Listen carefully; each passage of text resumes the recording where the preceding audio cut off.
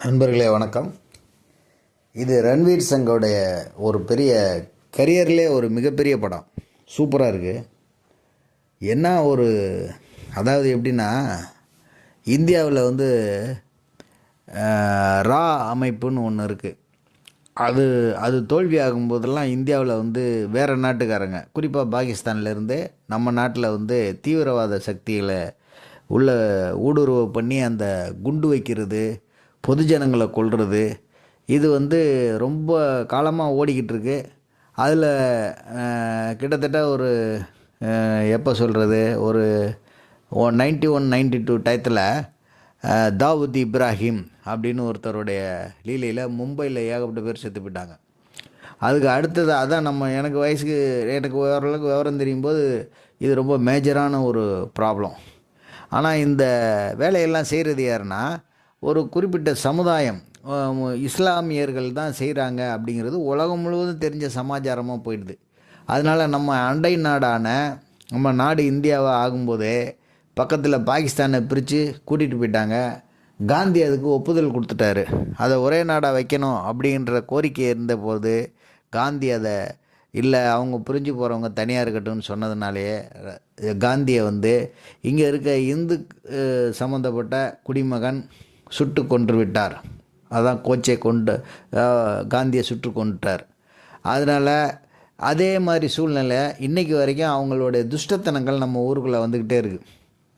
எனக்கு தெரிஞ்சு முதல்ல தாவூத் இப்ராஹிம் மும்பையே அலற விட்டு ஆள் எஸ்கேப்பு, துபாயில் இருப்பாருன்றாங்க, அப்புறம் பாகிஸ்தான் போயிட்டாருங்கிறாங்க. புரியல அது. ஆனால் அதுக்கு அடுத்ததாக காந்தாக்கார் அப்படின்னு சொல்லிட்டு பிஜேபி ஒரு 2 இயர்ஸ் ஆட்சியில் இருக்கும்போது ஒரு ஃப்ளைட்டை கடத்திட்டு போயிட்டு காந்தாகாருங்கிற ஆப்கானிஸ்தான் ஏர்போர்ட்டுக்குள்ளே நிறுத்திக்கிட்டு ஒரு 2 பேரை கொண்டுட்டாங்க. அப்புறம் அதுக்கு ஒரு பேச்சுவார்த்தை நடத்தி ரா அமைப்பு மூலமாக கொண்டு வந்துட்டாங்க. அந்த கேரக்டராக பண்ணுற ஆர்டிஸ்ட்லாம் இன்றைக்கி இருக்க அஜய் தேவால் இருக்கார் பாருங்கள், பாதுகாப்பு உயர் பாதுகாப்புத்துறை, அதாவது நம்ம உள்துறை மினிஸ்டர் அமித்ஷாவுக்கு கீழே ஒர்க் பண்ணக்கூடிய மிகப்பெரிய திறமையானவர். அவர் மாதிரி ஒரு கேரக்டரு நம்ம மாதவன் பண்ணியிருக்காரு. பிரமாதம். அந்த கெட்டப் கொஞ்சம் கூட சேஞ்ச் இல்லை, அப்படி இருக்குது.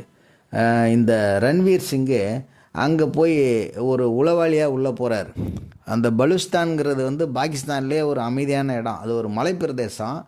அதுவே இப்போ நம்ம கூட என்ன சொல்லியிருக்காங்கன்னா, இந்தியாவில் எங்களை பாகிஸ்தான்லேருந்து பிரித்து தனிநாடு ஆகிடுங்க அப்படின்னு சொல்லி கூட ஒரு கோரிக்கை வச்சுருக்காங்க. அந்த ஊரில் இருந்து இப்படி ஒரு சம்பவம் நடக்குதா அப்படிங்கிற மாதிரி ஒரு சூழ்நிலை வரும். அந்த பலுஸ்தான்ங்கிறது பாகிஸ்தான்லேருந்து ஒரு தனிப்பட்ட இடம், ஆனால் பாகிஸ்தானுடைய நாடு. அங்கே எல்லாமே ரொம்ப இளமையாக இருப்பாங்க. 90 வயசானாலும் வயசான தோற்றமே தெரியாது. அவங்க சாப்பிட்றது எல்லாமே முந்திரி பருப்பு, அக்கொரநட்டு, இந்த மாதிரி உயர்ந்தது, திராட்சையில் விலை உயர்ந்தது, எதுவுமே கலப்படம் இல்லாத ஆர்கானிக் ஃபுட்ஸ் தான் சாப்பிடுவாங்க. ரொம்ப நல்ல நாடு. அந்த ஊரில் நம்ம ஹீரோ ரன்வீர் சிங் போய் அந்த ஊராக கலந்து பழக ஆரம்பிக்கிறாரு. இந்த மாதிரி நம்ம இராணுவம் மட்டும் இல்லாமல் இராணுவத்துக்கு மேலே ராவுக்கு கீழே ரா அமைப்புன்னு ஒன்று இருக்குது, அந்த உளவுத்துறை சம்மந்தப்பட்ட, அதுக்கு கீழே ஒரு எல்லா பயிற்சியும் எடுத்த ஒரு ஆள். அந்த மாதிரி நம்ம நாட்டினுடைய நலன் கருதி தீவிரவாதிகளோடு போய் அங்கே இருந்து கொடுமைப்படுத்தப்படக்கூடிய ஆள் கண்டுபிடிச்சிட்டாங்கன்னா பயங்கர கொடுமைப்படுத்துவாங்க. அது இடையில சொல்கிறேன். அந்த மாதிரி ஒரு சூழ்நிலை. அதனால் படம் ஓப்பன் ஆகும்போதே பார்த்திங்கன்னா, காந்தகார் விமான நிலையத்தில் விமானத்தை கடத்திட்டு போய் வச்சு அப்புறம் அதுக்காக பேரம் பேசி பல தீவிரவாதிகளை அவங்க கொடுத்தா தான் நான் இந்த விமானத்தை விடுவேன்னு சொல்லி அதெல்லாம் பண்ணியாச்சு. அடுத்த சீன் நெக்ஸ்ட்டு அப்படியே போகும்போது ரன்வீர் சிங் அந்த பலுஸ்தான்ங்கிற அந்த பாகிஸ்தான் அந்த ஏரியாவுக்கு போகிறாரு.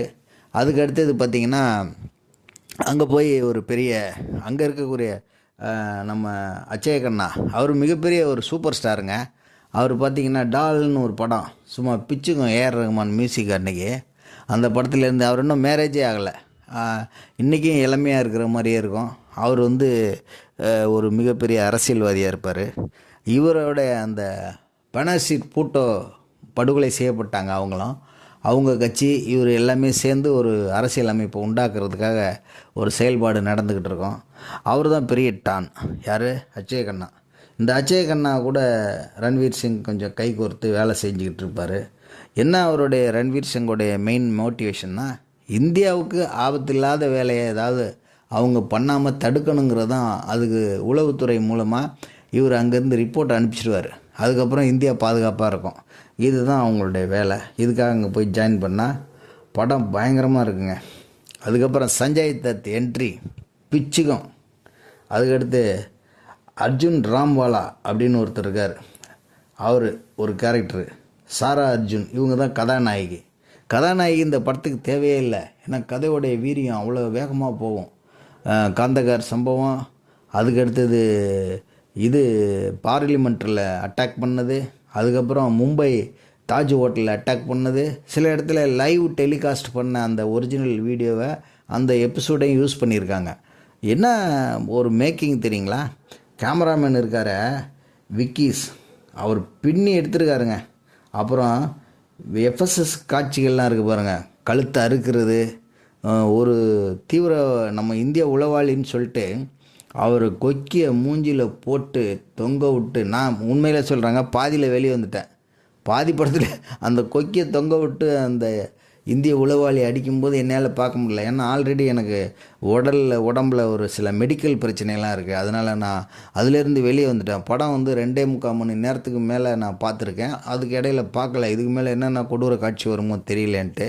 ஆனால் படம் முழுவதும் அந்த கதாநாயகி சீன் எல்லாம் தேவையில்லை, லவ் சீனே தேவையில்லை. இதுக்கு வெளிநாட்டில் சில ஹாலிவுட் டைரக்டரு படங்கள்லாம் இருக்குது பார்த்தீங்களா, டாம் க்ரூஸ், அவங்கெல்லாம் பார்த்திங்கன்னா ரஷ்யா மாதிரி ஒரு நாடு, சைனா மாதிரி ஒரு நாடு அமெரிக்காவுக்கு அகைன்ஸ்டாக வேலை செய்யுது, அதுக்கு நாங்கள் உளவாளியாக போகிறோங்கிற மாதிரி போவாங்க பார்த்தீங்களா. பழைய காலத்தில் ஜேம்ஸ் பாண்ட் இருக்கோம், இப்போல்லாம் டாம் க்ரூஸ் படம் தான் அந்த மாதிரி இருக்குது, பல பாட்டுகள் வரும்.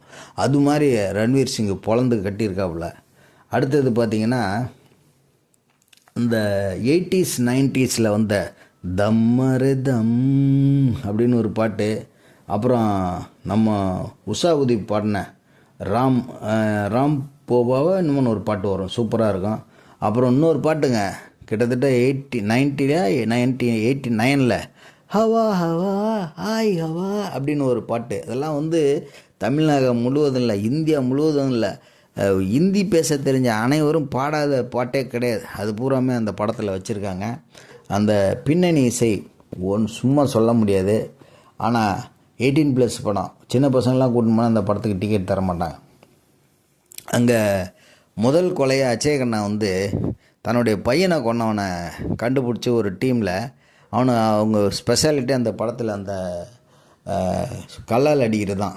எது அந்த அடித்து மூஞ்சை உடைப்பாங்க. அந்த எஃப்எஸ்எஸ் காட்சியெல்லாம் நம்மளால் வர்ணிக்க முடியாது, அப்படி இருக்குது. நெக்ஸ்ட்டு நம்ம இந்திய உளவாளி ஒருத்தர் மாட்டிக்கிட்டாருன்னு சொல்லி உடம்பு முழுவதும் ஒரு 1/2 இன்ச்சு ஆணியை குத்தி அதெல்லாம் ஒரு கயிறு மாதிரி கட்டி மேலே தூக்கி வச்சு என்னத்தையோ கேட்டுக்கிட்டு இருப்பாங்க. நமக்கு வந்து ஹிந்தி கொஞ்சம் கொஞ்சம் தெரியும், கொஞ்சம் தெரியாது. விஷுவலாக பார்க்கும்போதே படம் மிரட்டலாக இருக்குது. ஆகவே மீதி நீங்கள் தேட்டரில் தான் பார்க்கணும். நான் இவ்வளோதும் சொல்ல முடியும் அந்த படத்தை பற்றி வர்ணித்து. பிரமாதமான படம். தேசபக்தி உள்ளவன் ஒவ்வொருத்தனும் பார்த்தான்னா மனம் கலங்கிடும். ஆகவே அருமையான படம், அனைவரும் சென்று பார்க்கவும்.